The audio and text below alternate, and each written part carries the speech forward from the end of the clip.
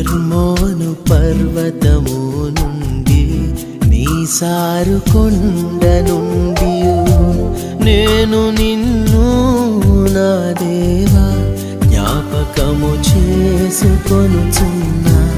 ఈ అలలన్నీయు తరంగములన్నీయు నా మీద పొర్లి పారిన నీ కృప నన్ను వీడిపోదు. ఈ అలలన్నీయు తరంగములన్నీయు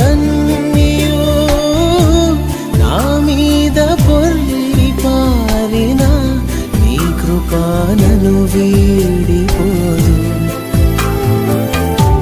నా జీవదాత నీ సన్నిధి నా తోడుగా ఉండును.